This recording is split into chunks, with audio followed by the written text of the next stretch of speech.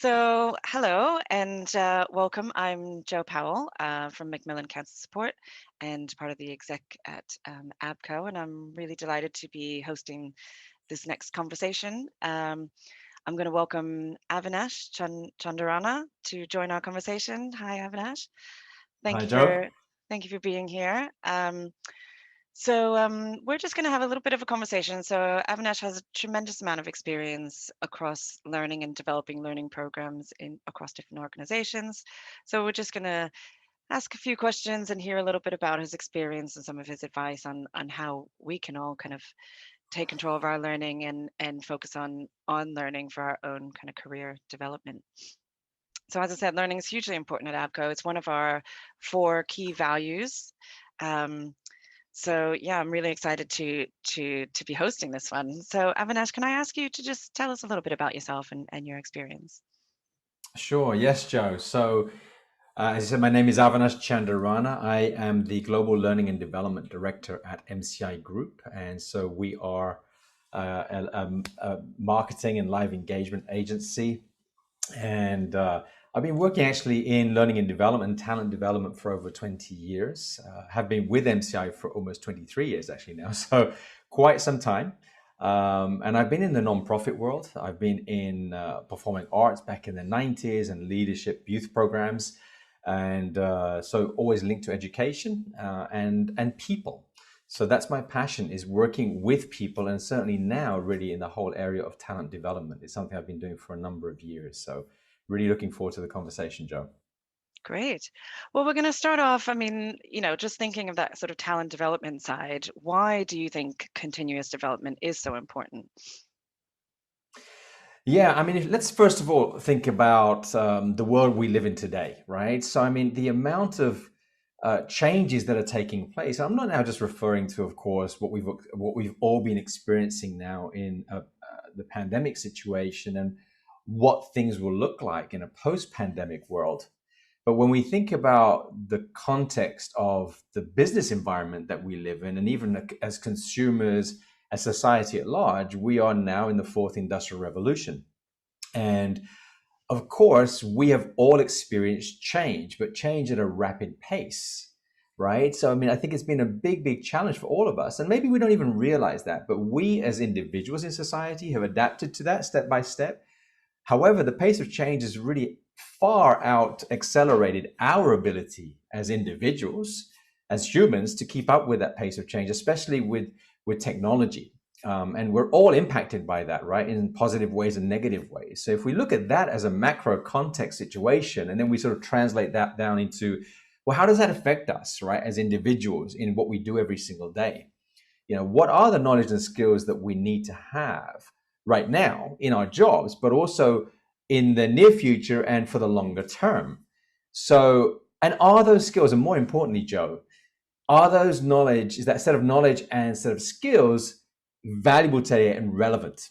How applicable are they? And is my set of knowledge and skills actually delivering that value that's required by, for example, the clients that I interface with, the customers, the members, whoever they may be as your end user or client or customer, and what you do as a job every day.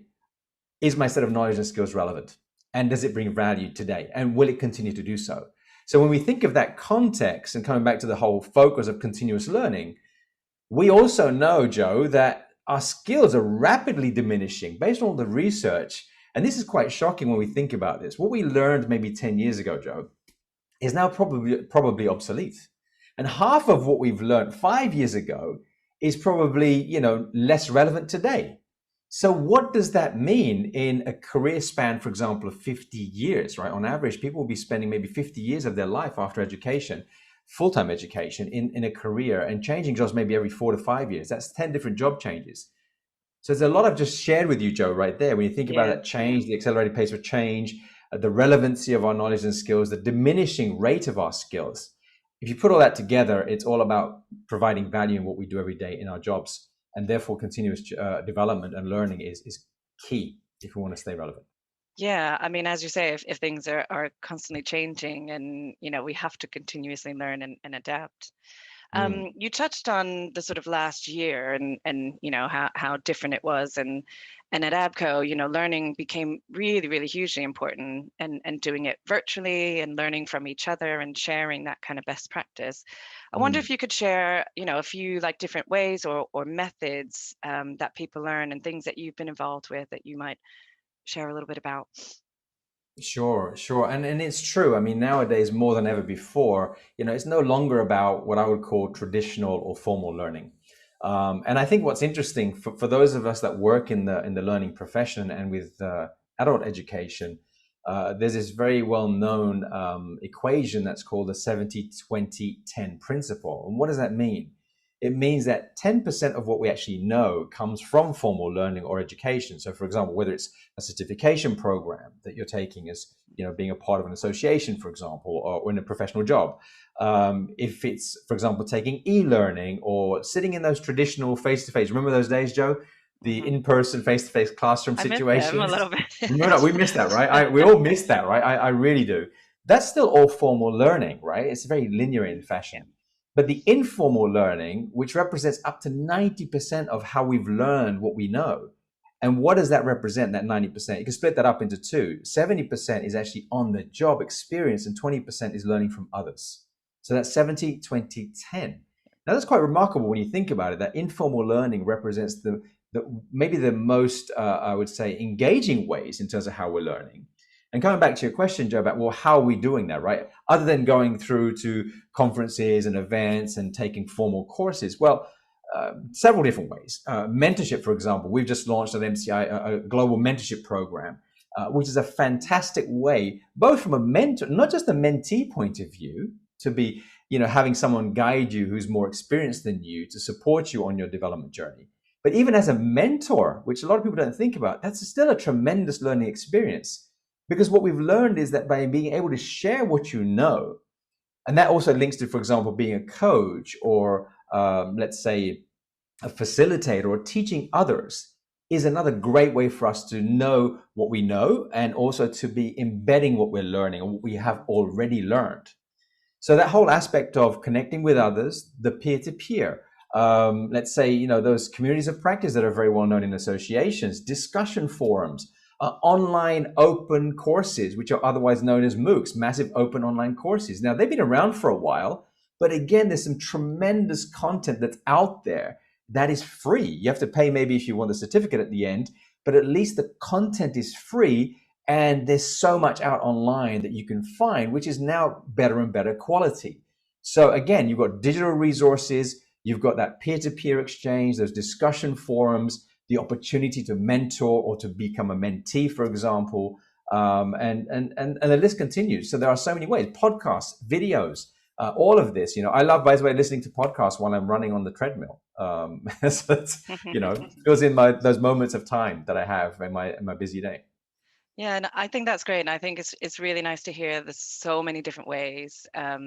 And I guess everybody's a little bit individual. So I like podcasts, Yes, but more to make me laugh and entertain versus learning. But I absolutely true. love an online webinar and course where I can hear from other people. So I think it's really nice to know there's so much opportunity and variation out there for people to engage and learn.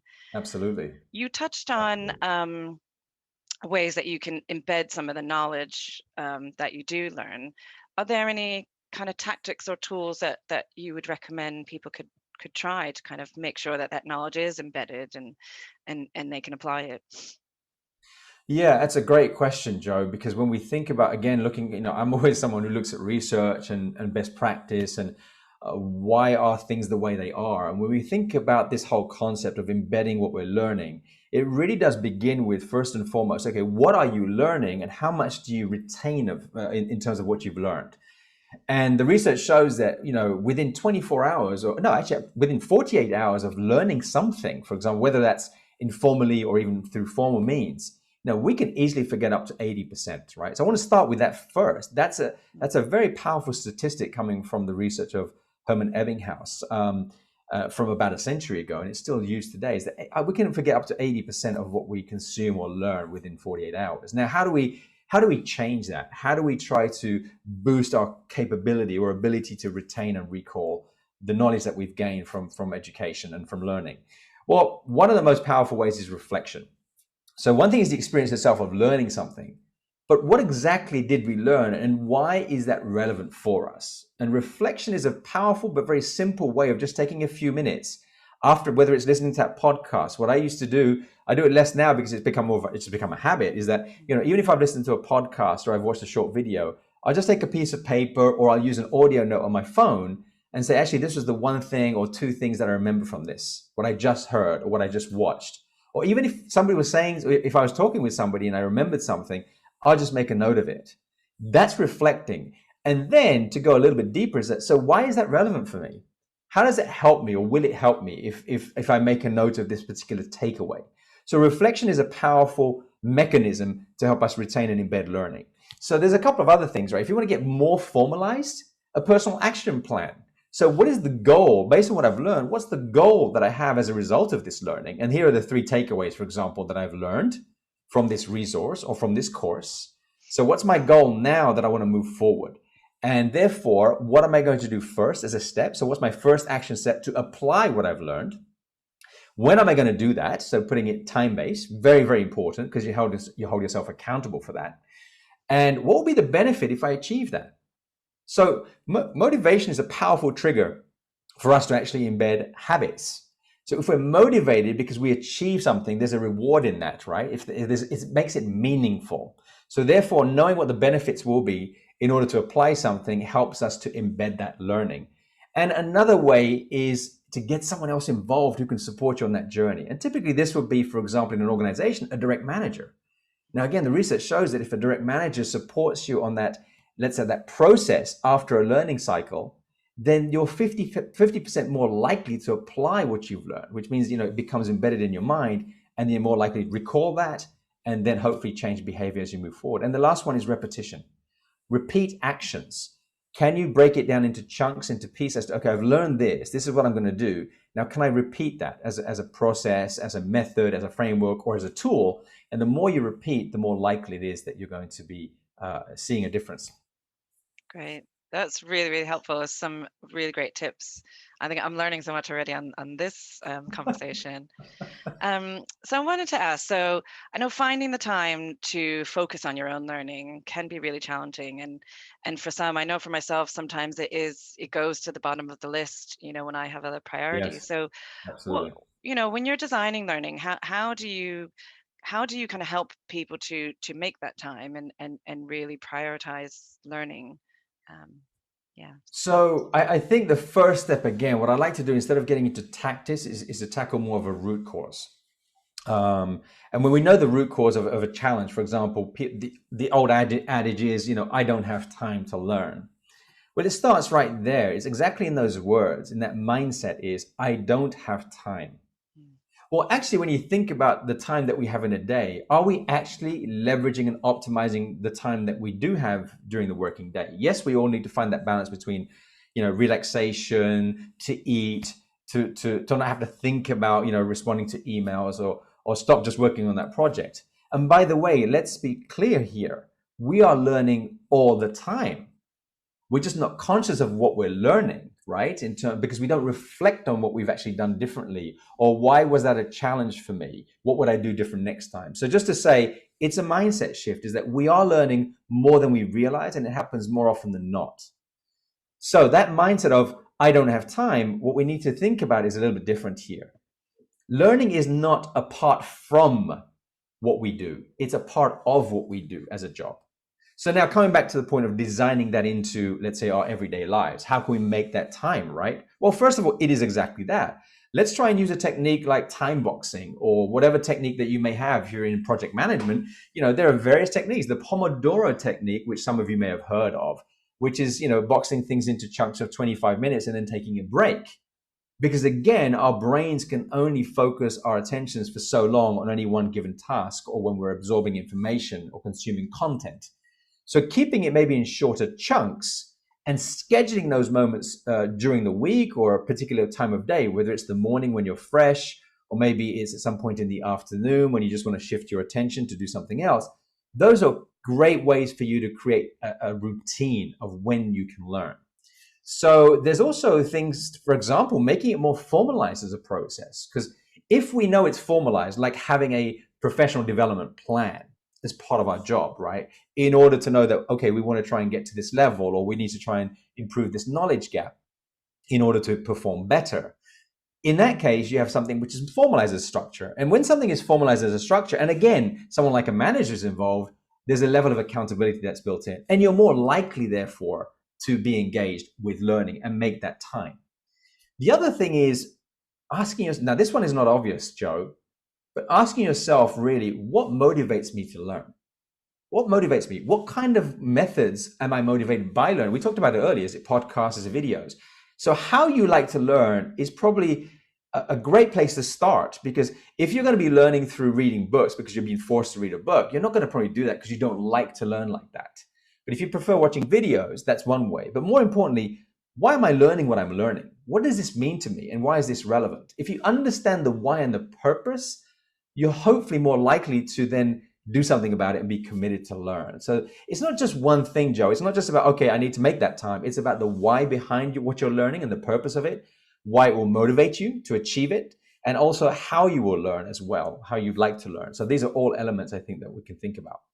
Yeah, and that's a really great point. It's really in the mindset, isn't it, to, not think about it as an extra thing you have to do, but it Correct. is, it is so important and can really help you as well. Absolutely. So I'm going to try a few quick fire questions for you now, Okay. and just want to ask a few questions to understand a little bit more about you and maybe how you learn.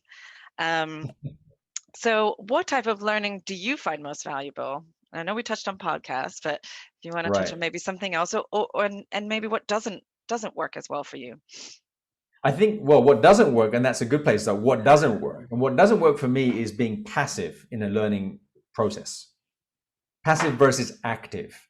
Where, for example, I'm sitting there for 60 minutes on a webinar and I'm listening to someone speak for 60 minutes, which unfortunately still happens quite a lot today. I think we've all listening online right now. There's an element of that right now, actually, but hopefully this will be a short interview, so your attention span is still there. And the reason why I say that, listening for long, I mentioned it earlier, it's about our ability to focus, our attention, is that the longer someone is speaking, and also it depends on their tone of voice.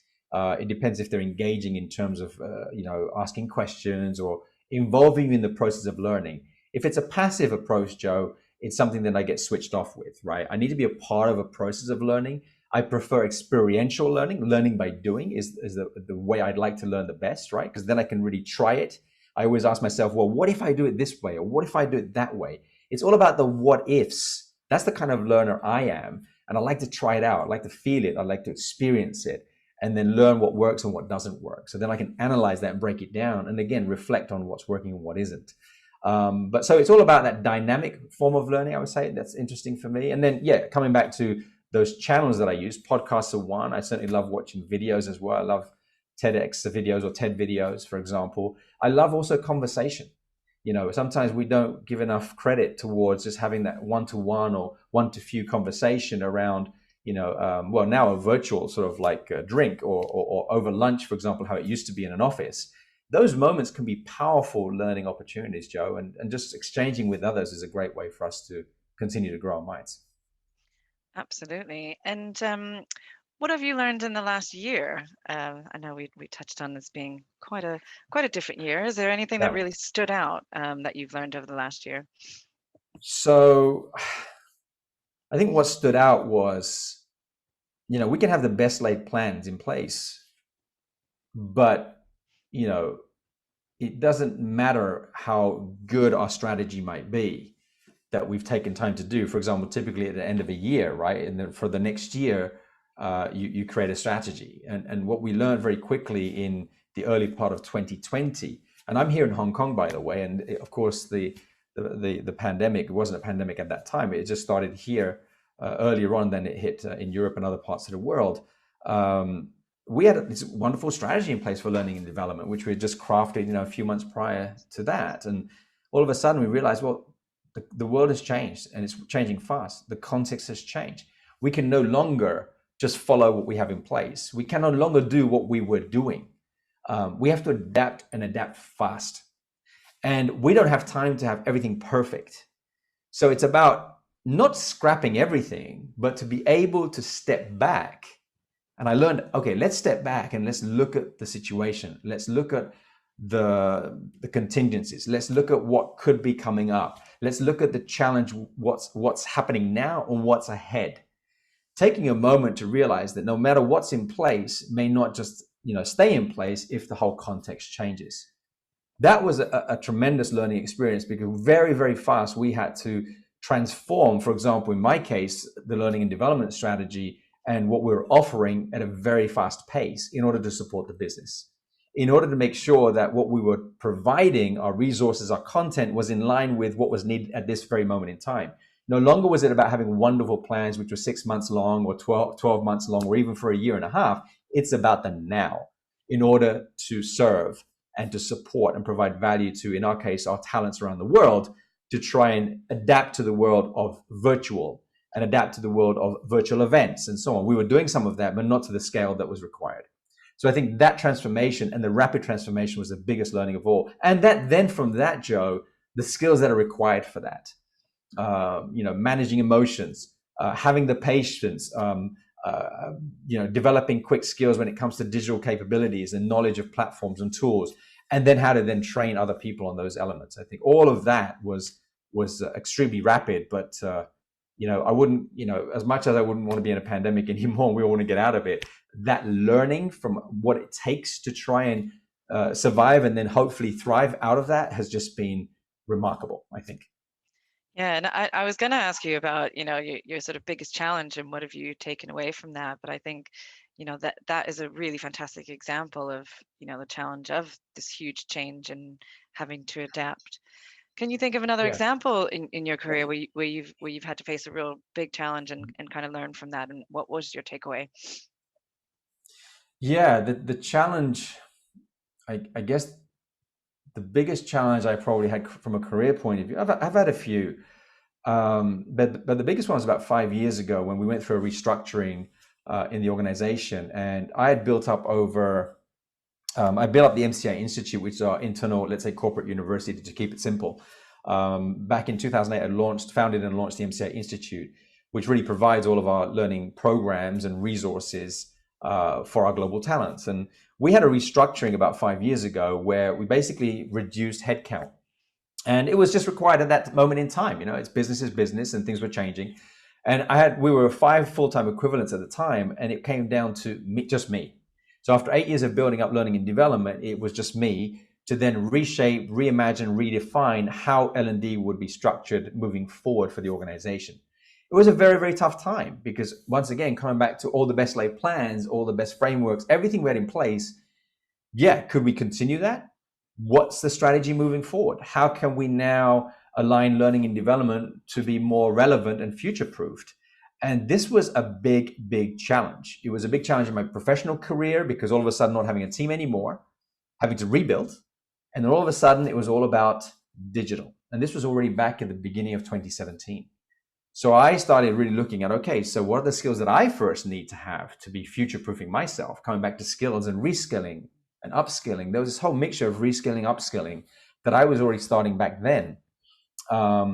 And I started looking at artificial intelligence and how do we use digital technology to create an ecosystem with the organization that becomes more democratized, that's not so rigid, that's not so linear, but really we provide and empower our talent to learn in their own, let's say, workflows when they want to learn, the way they want to learn, but giving them guidance to do that. So that became a huge career challenge because of something that I was so comfortable with, having set up for 8 years, then having to almost rebuild again and not knowing, Joe, if it was going to work or not, right? And if I had the energy. And this comes back down to now the personal side of the emotions, the mental strength, the energy, the ability to bounce back and to be stronger. And I'm happy to say that I think we've bounced back pretty well since then. Yeah, sounds like it. And thank you for sharing that. I mean, it is a tough time at the moment for people, and I think a lot of people might, really that might resonate with people as well.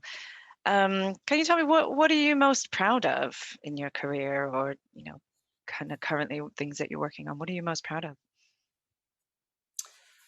Um, That's a tough one. I mean, if it's many things, and when I reflect back on 25 plus years of a career, but in terms of the pride is always the people that I work with. Of course, there's two elements. It's about as an individual in terms of continuing to evolve and to be able to add value, to hopefully inspire others to grow and develop based on my personal experience in life, based on those tough experiences, those tough life lessons, and what did I get out of that, and how do I translate that into something that's meaningful, and to be able to pass that on in some shape or form, whatever that feels like or looks like to others, and say, hey, this is something that I remember. This was tough, but this is what I did to get out of it. And I'm looking back, I can say, yes, I'm proud of being able to have been able to bounce back and reinvent myself a few times, several times over, I would say, in my career. But beyond just myself, I think the pride really comes down to others, and especially in the work I'm doing with MCI, I'm proud of, first of all, the organization itself and our people.